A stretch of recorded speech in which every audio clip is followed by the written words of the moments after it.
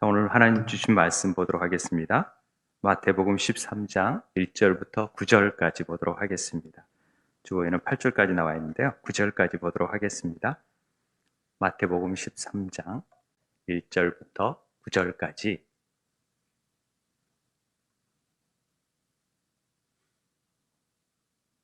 제가 먼저 읽겠습니다. 더 차인 줄 알고요.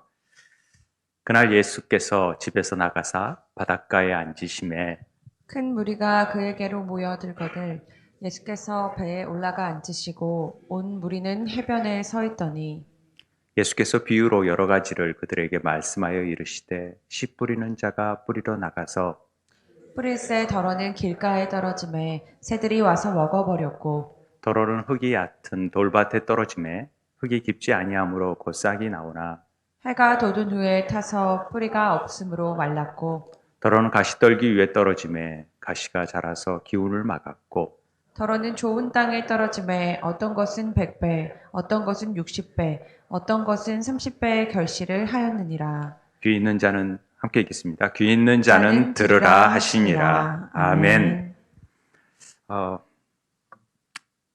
우리가 하나님 나라의 절기가 이번 주로 끝나게 되는데요. 지난주하고 이번 주하고 본문이 누가복음이지만 오늘은 마태복음이지만 같은 본문을 가지고 특별히 씨 뿌리는 비유를 통하여서 우리가 함께 이 하나님 절기를 마무리하는 시점에서 반복하여 무언가를 말하고 있다는 것을 우리는 깨달아야 될 것입니다. 왜 이런 하나님 나라에 대한 얘기를 할 때 씨 뿌리는 비유가 등장하는지에 대한 부분을 여러분들이 좀 잘 그런 의문을 가지고 이 본문을 함께 생각해 봤으면 좋겠습니다.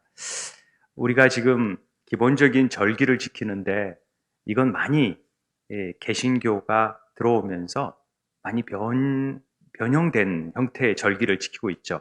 그래서 뭐 부활절, 사순절, 뭐 이렇게 추수감사절 이런 것들은 다 우리에게 맞는 절기로 변했지만 초대교회에서 하나님께서 원하셨던 구원의 절기, 지켰던 절기의 모습들은 10주가 하나님 나라의 절기였었던 것이죠. 이번 주까지가. 그래서 하나님 나라 안에서의 하나님이 오신 그 왕으로 오신 그분이 우리의 통치자가 되시고 그분이 주인 되셔서 이루시는 삶, 이 전체가 구원의 여정 가운데에서 핵심이죠. 다 포괄해서 하나님 나라를 이루자라는 것 아니겠습니까? 이제 그러면서 왕으로 오신 통치하시는 일들이 어떻게 나타나느냐가 이제 다음 주부터 이루어지는데요. 그 중간에 우리는 씨 뿌리는 비유를 통해서 이 말씀의 씨앗이 내 안에 거함으로 생명의 씨앗이 내 안에 거함으로 어떤 일이 이루어졌는지를 더 깊게 알고 깨닫게 하기 위해서 우리는 두 번이나 강조해서 이 씨 뿌리는 비유에 대해서 좀 살펴본다는 내용을 우리가 알고 있어야 됩니다. 그래서 본격적으로 이제 말씀이 주님이 내 안에 거하셔서 어떤 일을 이루지? 어떤 우리가 그러면 열매를 맺어야 되는 것이지? 그것이 결과적으로는 주님의 제자된 삶을 이루는 것이구나 라는 것을 우리는 깨닫게 되는 것이죠. 그런 과정이 씨가 자라 열매를 맺는 과정이 주님이 원하시는 제자됨의 모습이구나 라는 것을 우리는 깨달아 알 수 있게 된다는 것입니다. 그래서 씨 뿌리는 비유는 이 성육신과 아주 연결되어 있다는 것을 우리는 잘 알고 가셨으면 좋겠습니다. 주님께서 이 부분에 대해서 두 번이나 강조하는 이유는 교회들에게 하신 말씀이 있고 그것이 강조되어서 하고 싶다라는 거죠. 그래서 이 말씀 안에는 정신 차리고 깨어서 근신하라. 좀 주의를 잘 집중해봐라. 귀를 기울여서 잘 들어봐라. 귀 있는 자가 듣게 되는데 그것을 잘 들어라. 그래서 요한계시록에서도 계속해서 귀 있는 자는 들을지어다. 귀 있는 자가 들을지어다. 이런 말씀을 계속 하는 거죠.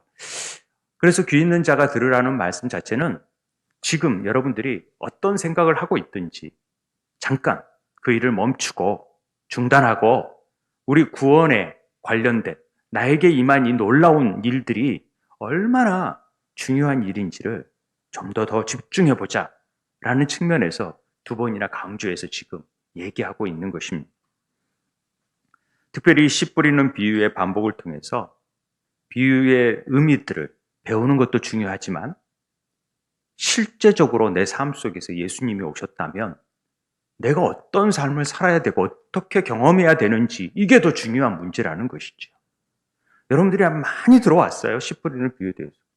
그래서 뭐 어떻다는 거예요. 그러나 그 씨앗이 진짜 내게 들어왔다면 내 안에서 지금 무슨 일이 일어나고 나는 어떻게 열매 맺는 삶을 살아야 되는지에 대한 고민이 있어야 된다는 것입니다. 여러분들이 신앙생활에 추구하는 목적이 무엇인지를 한번 묻고 싶습니다. 그럼 뭐 하려고 예수 믿어요? 잘 먹고 잘 살기 위해서입니까? 아니잖아요?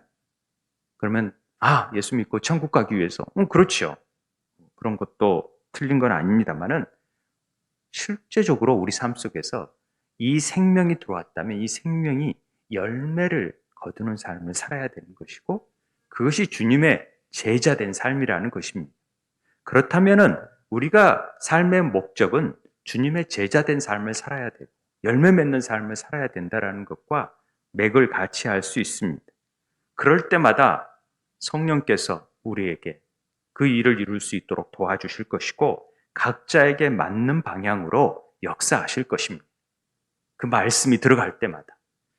그럴 때 그것들을 통하여서 우리가 내게 주시는 말씀을 통하여 그 말씀이 열매를 맺어가면 주님의 제자됨을 이루어가는 진행 중이라고 그러잖아요. 건축되어가는 과정. 이게 제자화 할 때 우리 오카노 목사님 제자화 훈련을 할 때도 항상 하는 말이 건축 중, 진행 중, 제자가 그런 거 1:1 성경 공부할 때도 그 얘기가 핵심으로 나오잖아요. 열매 맺는 삶을 산다라는 것은 주님의 제자됨의 삶을 이루는 것이다. 이걸 알고 가셔야 됩니다. 그래서 오늘 제목이 씨 뿌리는 비유임에도 불구하고 예수님의 제자되는 삶이라는 제목으로 우리가 말씀을 나누게 되는 것입니다. 하나님 나라에 사는 삶의 제자됨을 이루는 일이 어떻게 되는지 오늘 이 시간에 그 부분을 나눌 텐데요. 우리가 지난 시간에 어떻게 열매를 맺는다 그랬어요? 주님의 열매를. 우리가 옥토밭이 되어서 열매를 맺으려면은 우리가 할 일이 뭐냐? 마음을 기경하고 돌을 깨뜨리고 밭이 그런 일을 할 수 있어요? 없다라는 거죠. 밭이 어떻게 가시덤불을 제거하고 그래요? 그 일은 누가 해요? 농부가 한다. 하나님이 하시는 일이다. 하나님이 하시는 일이라는 것을 우리가 알아야 되죠. 그 열매를 누가 거둬요? 하나님이 거두세요. 하나님. 농부가 거두세요. 그런데 우리는 간혹 열매를 우리가 거두려고 하고 우리가 수고하려고 하는 스스로 우를 범하는 경우가 많지요. 그거는 그게 아니라는 것이죠. 우리 삶을 통해서 주님이 거둬가는 열매를 거둬가세요. 주님의 열매를. 주님의 방식으로. 우리 방식이 아니라는 것을 기억해 두셔야 됩니다. 이게 하나님 나라의 방식이. 좋은 밭이 되기 위해서 열심히 우리 마음을 기경할 게 아니라 그저 우리는 이 생명의 씨가 얼마나 놀라운 일인지 이 생명의 씨가 우리의 강팍한 마음도 뚫고 나오고 돌짝밭 같은 마음도 역사하시고 정말로 가시덤불과 같은 우리의 심령 안에 하나님이 뚫고 들어오셔서 우리에게 열매를 맺게 하시는 놀라운 소식이 바로 이 씨 뿌리는 비유의 핵심이라는 것을 여러분들이 알고 계셔야 됩니다. 그러기 위해서 우리는 꾸준히 그분 안에 거하는 삶, 꾸준히라는 일관성의 부분을 꼭 갈고 계셔야 돼요. 그래서 그분 안에 거한다, 일관성, 제자됨이라는 말의 핵심 단어들을 꼭 여러분들이 염두에 두시고 오늘 말씀을 들었으면 좋겠습니다. 씨 뿌리는 비유하고 늘 겸하여 등장하는 비유가 하나 있는데 그게 뭐냐면 바로 포도나무의 비유입니다. 왜냐하면은 씨를 통하여서 이루고 싶어 한 것은 30배, 60배, 100배, 100배, 60배, 30배의 결실을 맺고자 오늘 8절에 그렇게 얘기하잖아요. 씨 뿌리는 것은 열매를 맺는 거 아닙니까? 그런데 요한복음에서 너희가 열매를 많이 맺은다면은 내 아버지께서 영광을 받으시고 너희는 내 제자가 되리라. 그러니까 열매를 맺는 삶은 제자가 되는 삶과 연관이 있다는 것을 알려주기 때문에 이 포도나무의 비유는 우리에게 굉장한 교훈이 된다는 것을 늘 말씀해 주셨습니다. 그래서 포도나무 요한복음 15장 자체가 이 포도나무 비유가 굉장히 중요한 말씀인데 함께 읽어볼까요? 시작. 나는 포도나무요 너희는 가지라. 그가 내 안에 내가 그 안에 거하면 사람이 열매를 많이 맺나니 나를 떠나서는 너희가 아무것도 할 수 없습니다. 사람이 내 안에 거하지 아니하면 가지처럼 밖에 버려져 마르나니 사람들이 그것을 모아다가 불에 던져 사르느니라. 너무나도 정확한 말씀.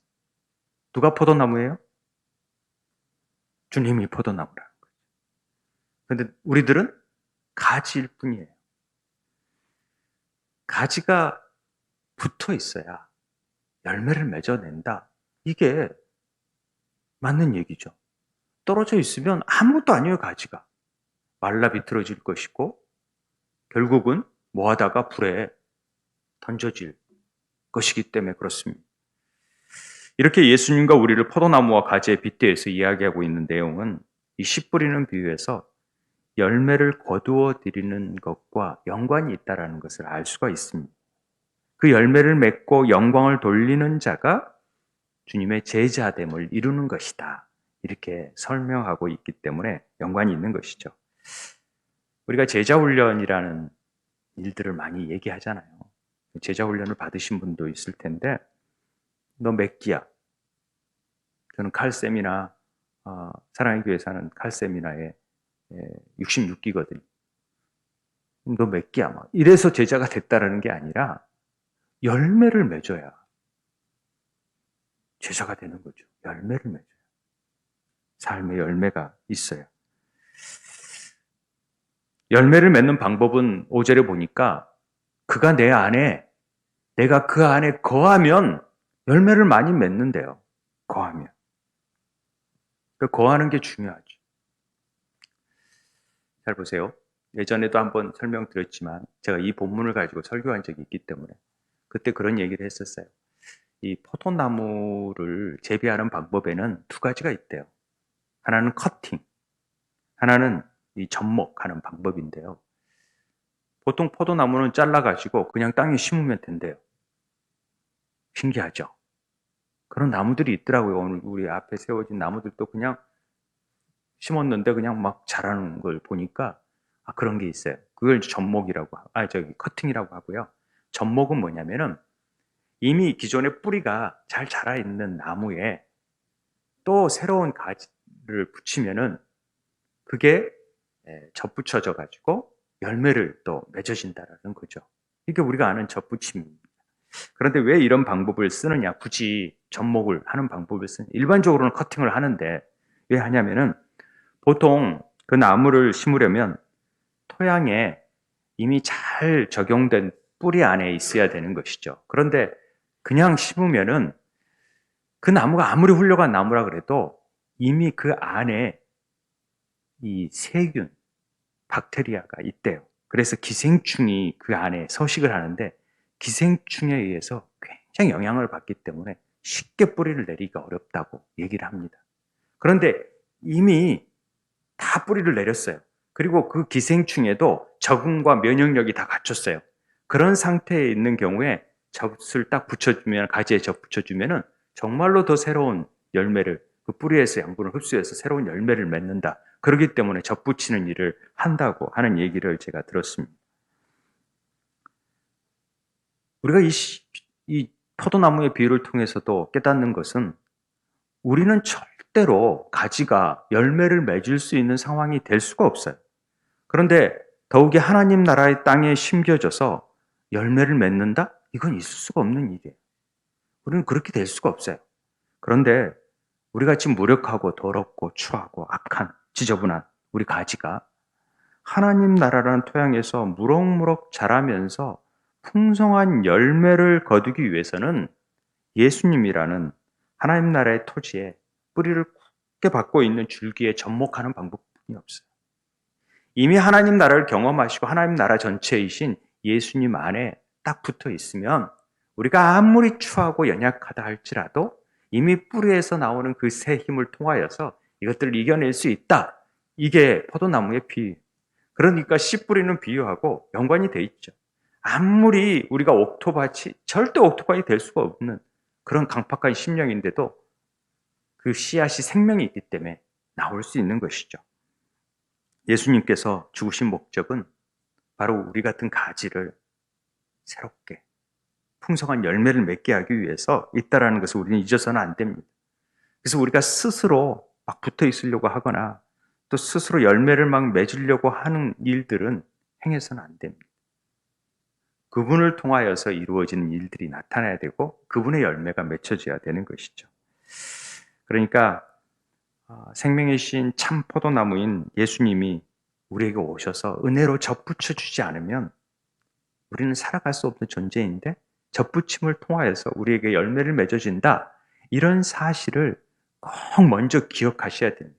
이 은혜를 아는 자가 복음을 받아들이는 자예요.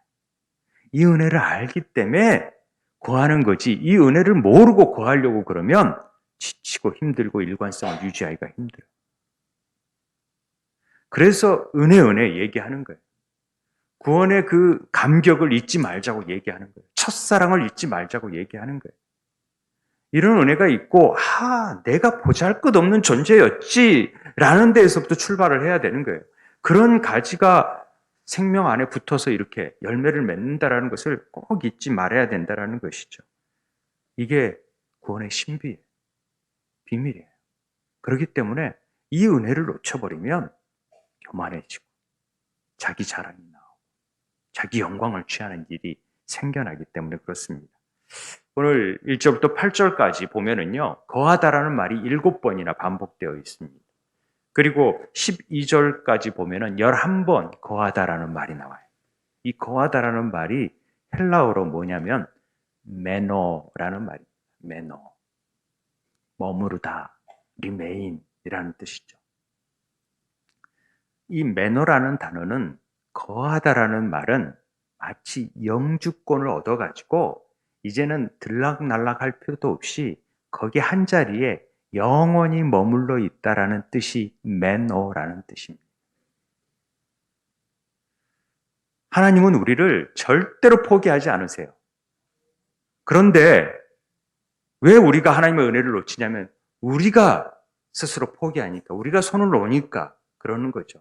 그러니까 우리도 지속적으로 하나님이 얼마나 놀라우신 생명으로 다가왔는지를 잊어버리면 우리 스스로가 뭔가를 하려고 하기 때문에 이 머무르는 일을 포기해버리는 일이 생기니까 그러지 말라는 거죠.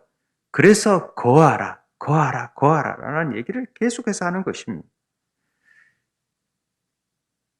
여러분, 구약에서 왜 성막을 하나님이 지으셔서 내가 거기에 거하겠다고 하시는 거예요? 그리고 그 성막을 떠나지 않겠다. 영원히 떠나지 않겠다 그러세요. 그러나 다윗 어장이 그런 거잖아요. 그런데 너희가 내 말을 믿지 못하고 나를 떠나면 내가 할 수 없는 거예요. 하나님은 절대 떠나지 않을 텐데. 이스라엘 백성이 다 하나님을 떠난 것 때문에 성전이 무너지는 거잖아요. 그런데 다시 성전을 세우기 위해서 예수님이 오시는 거고, 그래서 성육신의 역사가 내가 성전이다. 3일 만에 무너뜨려라. 이 얘기하는 거예요. 그래서 우리 안에 집을 짓는 일을 이루시고자 하는 일이 하나님이 원하시는 뜻이에요.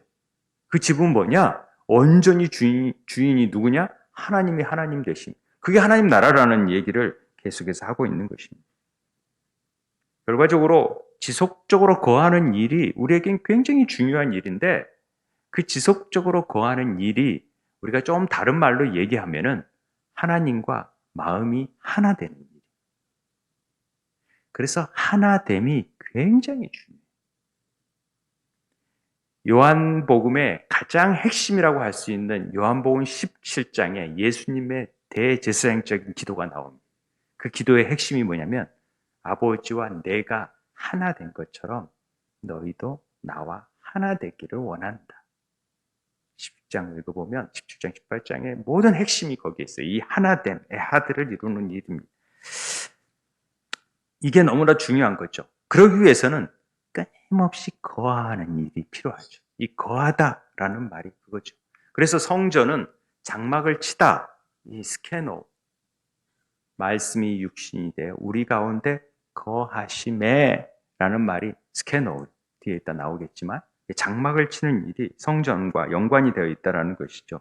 그래서 그분과 하나 되어야지만이 그분이 원하는 열매를 거두고 그것이 제자됨을 이루는 것이지, 하나님과 하나됨이 없이 니들 열심히 한다고 하나님의 제자? 난 도무지 모른다. 할 수 있어요. 아버지의 뜻이 아닌데, 아버지의 뜻대로 행해야 되는데. 그럴 수 있다는 것이죠. 목회를 하면서 저는 이 거하다라는 말에 대해서 굉장히 많이 이렇게 묵상하게 되더라고요. 그리고 실제적으로 제가 아무래도 많이 거하지 않겠습니까? 주님 안에 말씀을 보고 말씀을 연구하고 늘 기도하고 그러다 보니까 그랬는데요. 제가 이 하나 된다라는 말을 얘기하는데 이 거하는 게 하나됨이다 라고 설명을 하다 보니까 제가 하나님과 하나됨을 이루는 일들이 너무 적다라는 것을 깨달았어요. 이 시간에도 하나님은 홀로 기도할 텐데 나는 TV 보고 있는 거예요. 이 시간에도 함께 주님은 늘 하나님 나라를 또 어려운 이들을 찾아가고 그랬을 텐데 나는 즐기고 있는 거죠, 내 삶. 이게 하나님 되지 못하는 삶이라는 것을 너무나도 깨닫는 거죠. 부부가 하나 된다라는 것도 쉽지 않아요. 어디 쉽습니까? 그런 부부도 있지만은 그렇지 않은 부부들이 참 많아요. 아이들 교육 문제에서부터도 막 달라요. 살아가는 방식이 다 달랐기 때문에 그래요. 제가 주례를 많이 합니다만은 주례할 때 이 하나됨을 굉장히 강조해요. 둘이 하나가 되는 거잖아요. 그런데 어떻게 하나가 돼요? 그러면 한쪽 반쪽이 잘려져야 되고 또 반쪽이 잘려져야 그나마 억지로 하나 될 수 있어요. 그런데 하나 되는 방법이 있는데 그건 뭐냐면 다 자기 걸 포기하고 예수 그리스도 안에 있는 마음을 얻으면, 그리스도의 생각에 맞추면 우리는 하나 될 수 있어요. 내 생각, 내 삶과 왜 다 각자 살아온 방식이 있는데 그걸 다 원합니까? 그러나 주님이 원하는 방식대로 살면은 하나 되어질 수 있다는 것이죠. 그런데 이 부분에 대해서 부부가 한 마음이 되지 못하니까 나타나는 것이 뭐냐? 부부싸움이에요. 언성이 높죠. 왜 나는 이렇게 사는데 왜 이렇게 사냐? 왜 이런 방식으로 해야 되는데 당신이 이러니? 난 이렇게 살아왔다. 뭐 이러면서 다투는 게 부부싸움인데, 그런 싸움들이 나타나면 우리 안에서 어떤 일들이 생기느냐? 자녀들이 그걸 듣죠. 그리고 마음이 불안해지죠. 본의 아닌 상처가 돼요. 그런 일들을 보면서 한 예로 제가 드는 겁니다. 그러다 보면 그 마음속의 상처들이 우리가 알지 못하지만 왜 얘가 저러지? 아니요. 다 부부 안에 문제들이 있었던 것이죠. 다 그런 건 아니지만은 그런 경우가 많아요. 제가 내적 치유를 보면은 그 안에 그 상처들이 다 있다라는 것이죠. 좋지 못한 열매가 그때 생긴 거예요. 우리 자녀들 안에. 그리고 그 안에 나타나지 않았지만 어느 순간 자라면서 그 씨앗이 자라면서 나쁜 모습이 나타나기 시작해요. 요즘 ADHD라고 뭐 애들 막 자기 마음대로 하려고 그러고 이런 것들이 어렸을 때부터의 그 상처들이 너무 많기 때문에 그렇죠. 근데 부부로부터 하나 되지 못한 것들이 나타난 일들로 인해서 부부가 이혼한다든지 또 막 가정이 파탄된다든지 이런 일들, 하나 되지 못함으로 나타나는 일들이 엄청난 상처가 돼서 내면에 큰 쓴뿌리가 자리 잡게 되어지는 것이죠. 그 결과적으로는 그게 부메랑이 되어져서 아이들의 삶 가운데 열매로 나타나다 보니까 그것 때문에 골치 아프고 우리 자식은 왜 저럴까라고 복수당하는 부모처럼 생각하는 것이죠. 이게 대물림 돼서 안 되는 것입니다. 그래서 부부가 하나 되는 것이 굉장히 중요하다는 것입니다. 뭐 다른 부분도 그러겠지만. 그래서 하나님과 하나 된 것도 너무 중요하죠. 우리가 하나님과 하나 되지 못하니까 사단이 자꾸만 우리들을 끄집어내고 분리시키고 더 우리를 괴롭히고 더 상처 안에서 넘어지고 상처받고 힘들어지는 일들을 경험하게 하는 것이 사단이 하는 일이죠. 그래서 이 하나됨은 참 중요한 일입니다. 요한복음 15장 4절에 한번 같이 읽을까요? 시작. 내 안에 거하라. 나도 너희 안에 거하리라. 가지가 포도나무에 붙어있지 아니하면 스스로 열매를 맺을 수 없음 같이 너희도 내 안에 있지 아니하면 그러하리라. 분명한 말입니다. 내 안에 거하라. 나도 너희 안에 거하리라. 뭐가 거해요? 주님이 어떻게 우리 안에 거해요? 그런데 뭐라 그러는 거예요? 말씀이 거하는 거예요. 시가 말씀이다 그랬잖아요. 요한복음에서는 하나님이 말씀이 곧 하나님. Word is God, God is Word. 하나님이 말씀이시니까 말씀이 내 안에 거하는 순간 그 씨가 내 안에서 생명력이 되어져서 나오고 나도 주님의 말씀 안에 들어갈 수 있게 되는 거죠. 이게 붙어 있지 않으면 절대 열매를 맺을 수 없어요. 말씀으로 되어지지 않으면 절대로 되어지지 않아요. 그 말씀을 받아들여야 되죠. 이 핵심이 뭐냐면 말씀을 주시는 이유는 그 말씀이 진리이기 때문에 그래요.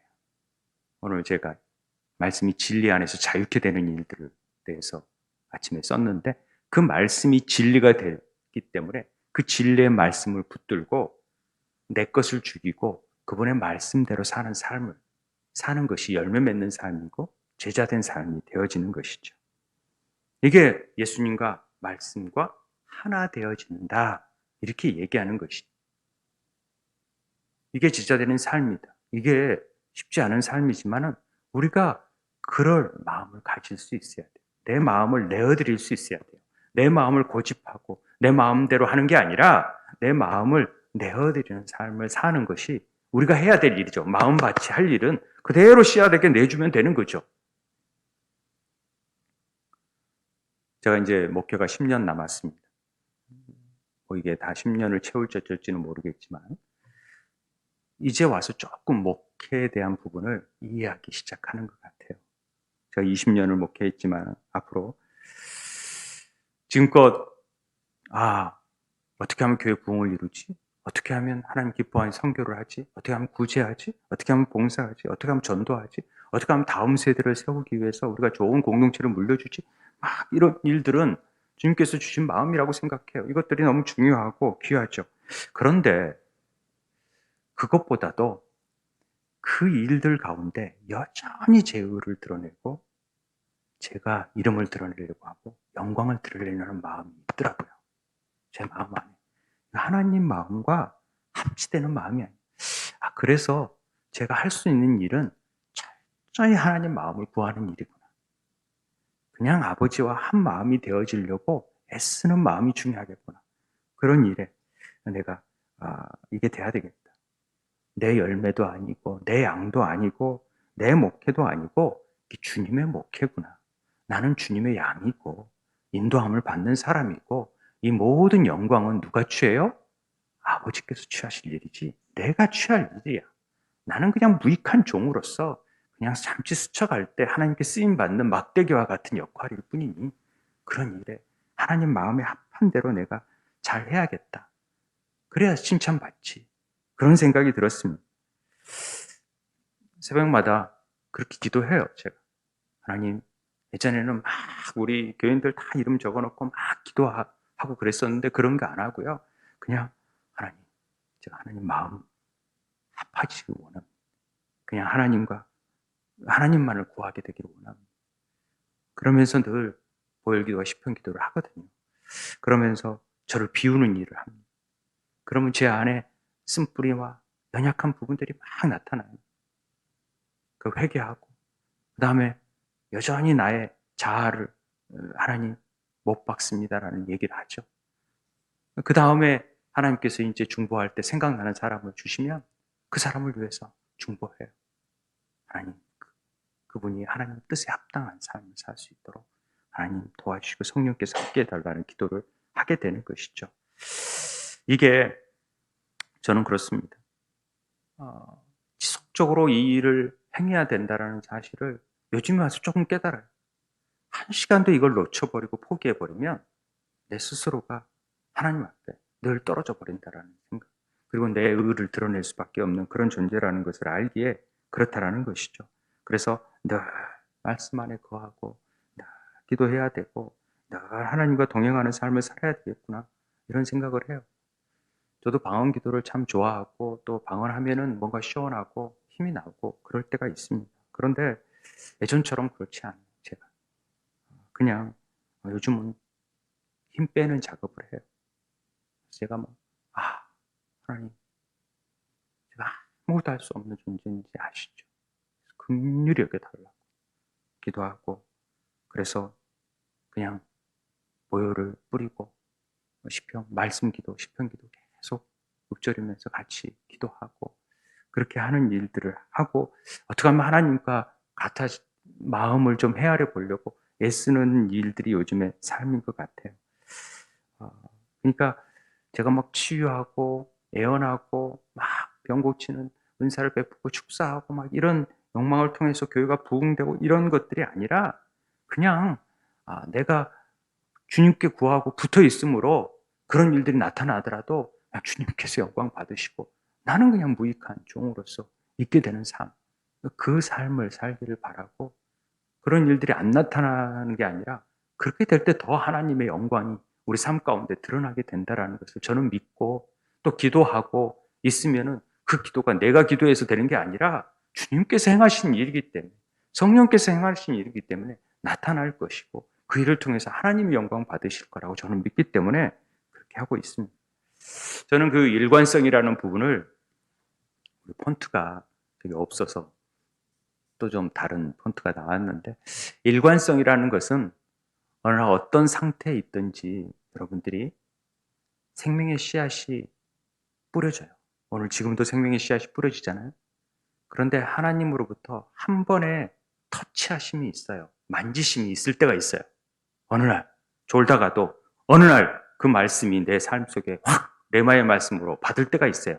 그 계시가 임할 때가 있어요. 그런 은혜가 주어질 때가 있어요. 그런 때가 말씀이 내 안에 거할 때인데, 성령께서 어떻게 역사하는지 우리는 잘 알 수 없지만은 아까 말한 대로 귀를 기울여 듣는 자, 귀 있는 자가 들어야 돼. 그러려면은 집중해야 돼. 우선 하는 일을 다 멈추고 주님께서 그 기도를 통하여서, 주님 말씀하심을 통하여서 뭘 이루고자 하고 뭘 행하고자 하고 이런 사건을 통해서 뭘 원하시는지를 자꾸만 그 안에서 묵상하고 기도해야 돼요. 하나님, 그래서 보여주세요. 하나님 듣게 해주세요. 하나님 느끼게 해주세요. 라고 성령님을 통해서 자꾸 기도하면서 자꾸 하나님한테 묻고 기도하고 하는 일들을 통하여서 뭘 이루냐? 주 안에서 매일 하나님과 동행하는 삶을, 이루어가는 삶을 이루어지는 것이죠. 이게 일관성이다 하는 것이죠. 일관성은 우리가 일관되게 일을 한다 이런 개념으로 우리가 다가오지만은 계속해서 그 뜻에 다 멈추고 하나님을 향한 집중 안에 막 나아가는 삶이 일관성이라는 말이죠. 그래서 일관성은 참 중요한 말입니다. 요한복음 1장 14절에도 말씀이 육신이 되어 우리한테 거하신다라는 얘기를 하잖아요. 이 부분을 가볍게 여기서는 안 돼요. 그러니까 우리가 그의 영광을 볼 수 있어요. 그 씨가 어떻게 행하시는 일을. 그럴 때 아버지의 독생자의 영광이고 우리의 영광이 아니에요. 그럴 때 은혜와 진리가 충만한 삶이 되어지는 것이죠. 그런데 많은 사람들이 자기의 영광을 취할 때가 많아요. 하나님은 반드시 우리 삶을 터치하세요. 믿으세요?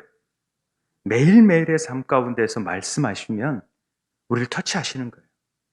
그러면 나는 그런 일 없었는데 변명치 못해요. 매일이 아니라도 일주일에 한 번이라도 이렇게 예배 시간에 터치하세요. 그럴 때 이 터치를 통하여서 주님 안에 거하는 삶, 일관되게 거하는 삶을 살아갈 때 우리 삶에 열매 맺는 삶이 되고, 그럴 때 하나님의 크심이 얼마나 위대하신 일을 이루시는지를 보게 돼서 하나님께 영광 돌리는 삶이 돼요.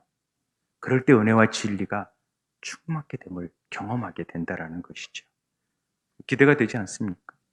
여러분들한테 주어지는 말씀을 딱 받을 때 탁 놓치지 말아야 돼요. 한마디도 떨어지지 않으려고 딱 집중하는 마음이 있어야 돼요. 그런데 이런 마음들을 탁 놓아버리면 졸음도 오고요. 왜 이렇게 설교가 긴다 이런 생각 들고요. 사단이 다 막 뿌리는 일들이니까 그런 것들을 차단할 줄 알아야 돼.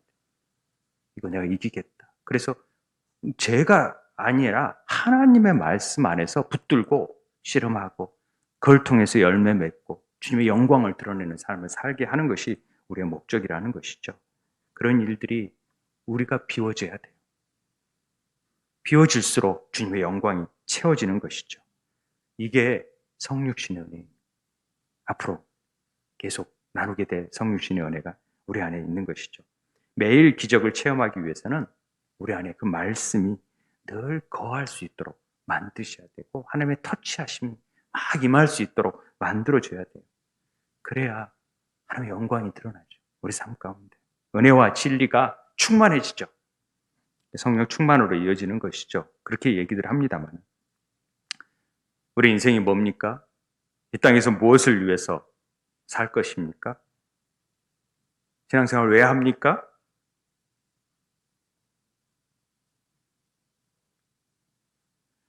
이 부분에 마태복음에서 산상수훈을 통하여 우리에게 결론 짓는 내용이 있습니다. 그게 뭡니까? 아까 얘기했던 대로 그러므로 누구든지 이 산상수훈 5장, 6장, 7, 8복 얘기하면서 산상수훈을 쭉 얘기하면서 결론적으로 그러므로 누구든지 나의 이 말을 듣고 행하는 자는 그 집을 반석 위에 지은 지혜로운 사람 같다. 주님이 거하실 수 있는 집을 짓는 여정을 전체적으로 보여준 거예요. 어떻게 해야 집을 짓는 것인데 그런 말씀에 제대로 된 말씀 위에 터전을 세워서 그리스도 반석 위에 세운 집이 어떤 환란에서도 풍수가 와도 무너지지 않는 집을 짓는 건데 이런 집을 짓는 사람들은 이 말을 듣고 행하는 사람이다. 이게 지혜로운 사람이다. 이 얘기로 결론을 짓는 것이죠. 그래서 세움교회가 세워지는 일들을 말씀으로 세워지는 일들을 하고자 세움교회가 세워진 거잖아요. 그래서 우리는 말씀을 놓치지 않고 통독을 계속하고 있잖아요. 세워지면서부터. 하나님 나라의 열매를 맺기 위해서 우리에게 동일하게 요구되는 것은 하나님과 하나 되어지는 것입니다. 내 안에 거하라. 내 안에 거하면 열매를 맺을 것이다. 거하지 못하면 절대 열매를 스스로 맺을 수 없다. 그러니까 주님이 내 안에서 거하셔서 어떻게 해야 돼요? 우리가 할 수 있는 일은 없어요. 그저 주님과 마음이 하나 될 수 있도록 나를 내어드리는 길밖에 없다라는 것이죠. 제가 좋아하는 찬양 중에 삶의 작은 일에도 주님의 닮기 원하네 그런 소원이라는 노래가 있어요. 이걸 부르고 싶었는데 모르는 분들이 있을까봐 제가 뒷찬양을 고르지 않았는데 작은 부분에서도 주님을 닮기 원해야 돼요. 주님의 마음이 되기를 원하셔야 돼요. 그런 마음이 한 마음이 되어지는 것이죠. 그래서 삼위일체 하나님이 우리 한 마음이 되는 삶이 제자된 삶이다. 친밀한 교제가 일어나는 것이 그분과 한 마음이 되는 것이다. 그런데 이것들을 방해하는 것들이 분명히 있어요. 한 마음이 되려고 하면 방해하는 것이 뭡니까? 그것이 우리 일상적인 삶을 살 때 툭툭툭 튀어나오는 부분들이 있잖아요. 그런 방해하는 일들이 내 마음 안에서 있는데 그게 뭐냐? 씨 뿌리는 비유에서 나타나는 것들이에요. 강팍한 마음. 너무 바쁜 거죠. 사람이 다니다 보니까 막 세상 일에 치이다 보니까 내 마음이 이게 닫혀졌다면 강팍해져서 말씀이 읽고 싶어도 읽기가 싫은 거예요. 그거 읽어봤자요. 나 돈 버는 일이 중요한데 그건 뭐 읽어요. 그리고 그 말씀을 담지를 못해요. 그러니까 사단들이 와서 탁탁탁 채가버리죠. 그리고 조그만 시련이 와도 얘 힘들다. 어렵다. 그만둬버려. 환난과 핍박이 오면 진짜 넘어져버려. 물질의 염려, 재래의 염려, 욕망 이런 것들이 탁탁 들어오면 내 먹고 살 일이 바쁜데 얘들 보내야 되는데 학교 성공해야 되는데 이런 일들이 되면은 탁탁탁 이 말씀이 하나 되는 일들을 거부하고 세상과 하나 되는 일들에 사단과 하나 되는 일들에 나아가 버리는 거죠. 이런 일들을 바꿔야 돼요. 그래서 우리가 기도할 때 이렇게 기도해야 돼요. 하나님 이 문제 해결해 주세요. 저 너무 아파요. 힘들어요. 하나님 고쳐주세요. 돈 주세요. 하나님 이거 치유해 주세요. 왜 저는 안 들어주세요? 울면서 아무리 제가 외쳐도 주님 안 계신 거예요? 왜 나한테는 이렇게 가혹해요? 이건요, 하나님과 하나 되지 못하는 수가 있다라는 것이죠. 그건 내 소망이지 하나님의 소망은 그게 아닐 수 있다라는 것이죠. 전부 다 우리 이거 정해놓고 이거 아니면 이 방법 아니면 하나님 안 되니까 이 방법대로 해주세요. 이 방법이 제가 볼 때 교회에 가장 좋고 세상에 이건 자기 생각이죠. 하나님 마음하고 하나 될 수 있도록 만드는 일이 중요해요. 그러면 하나님과 하나 되는 게 목적이니까 우리가 내 삶에 뭔 일이 일어났을 때 우리는 뭘 기도해야 돼요? 내가 먼저 하나님과 마음이 하나든지 아닌지를 먼저 봐야 되죠. 그렇게 문제를 보기 시작하면 하나님의 시각으로 그 문제를 보기 시작해요. 그럴 때 그 문제가요, 내 문제가 아닌 하나님의 문제가 되더라고요. 내 문제가 안 돼요. 하나님의 시각으로 보기 시작하니까 하나님은 다 아시고 다 이루실 것인데 그걸 내가 뭘 걱정할 필요가 뭐가 있어요? 그러기 시작하면요, 제 경험상 제가 막 사업 다 망하고 다 막 한 달에 5억씩 막 손해나고 막 이러는데도 이 마음에 평강이 찾아오는데 정말 모든 지각에 뛰어난 하나님, 세상이 주지 못하는 평강이 샥 오니까 아무 걱정이 없는 거예요. 주위에서 걱정해. 어쩌려고 그러냐 막 이러지. 어떻게 되겠죠? 죽기밖에 더 하겠습니까? 뭐 이런 거죠. 뭐 이런 마음이 생겨요. 하나님이 예수 안에서 마음과 생각을 지키시게 되고 하나님이 일하시게 되는 거죠. 그 일이 가장 멋진 삶이 되어지는 것 같아요. 그래서 하나님과 한 마음 되는 것이 참 중요합니다.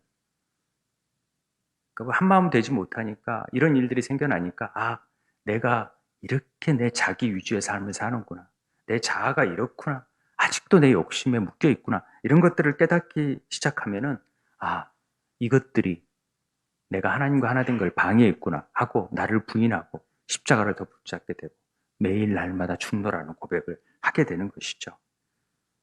내 인생의 목적이 무엇입니까? 하나님께서 이 사건을 통하여서 하나님과 하나 되기를 원하고 더 알게 되기를 원하고 하나님께서 이 모든 것들을 통해서 나를 더 낮추시고 주님의 영광에 더 열매를 맺게 하시는 하나님의 계획이 있다는 사실을 알면은요, 조금 달라진다는 것이죠. 그래서 우리는 하나님을 구하는 기도를 해야 되는 것입니다. 내 마음밭의 문제들이 하나님 나라로 들어가면 주님의 문제가 돼요. 내 문제가 아니라는 것이죠. 나는 마음 바치고 열매는 주님이 거두고 그런 거니까.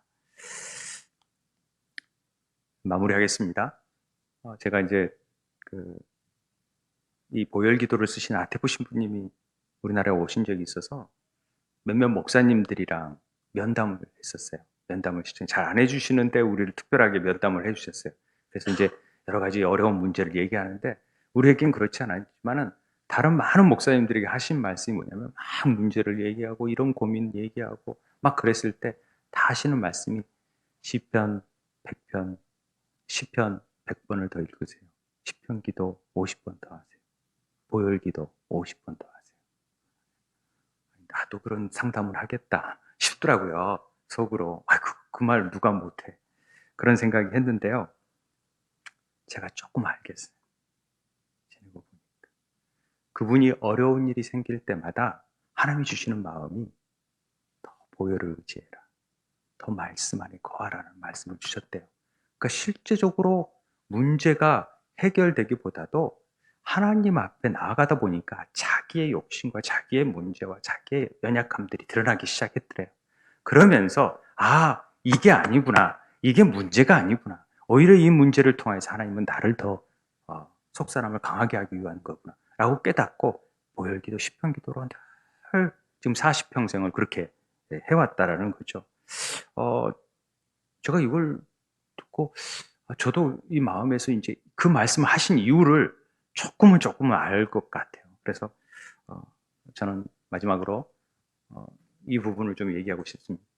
우리 제자된 삶의 목표는 하나님 안에 거하고 그리스도의 신성한 봉성, 신의 성품에 참여함으로써 주님께 영광을 돌리는 일인데 그렇게 제자라고 한다면 주님이 그렇게 사셨기 때문에 그렇다면 우리의 원하는 것은 하나님께서 원하시는 데 있어서 우리 삶 가운데 어떠한 제한도 받지 않도록 우리를 비워내고 내려놓는 일이라는 것이죠.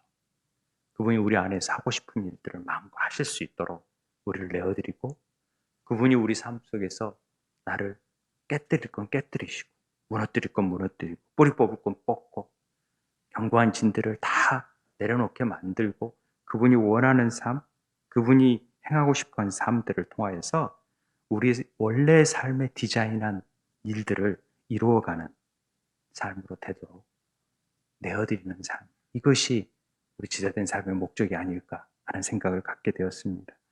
이 시간 우리 함께 기도할 텐데요, 우리 삶에 정말 이 목표대로 주님의 뜻을 이루어가는 삶, 그렇다면은 내 삶 안에 내 열매를 거두려고 그토록 힘썼던 것들이 있다면 이 시간 그런 것들을 성령께서 제해버리시고 뿌리 뽑아주시고 무너뜨려 버리시고 원래 하나님의 형상들을 회복할 수 있는 삶이 되고 하나님 부르심의 소망을 이루어갈 수 있도록 그 표대를 향하여 나아갈 수 있는 삶이 될 수 있도록 해달라고 우리 함께 찬양하면서 기도하게 되길 원합니다.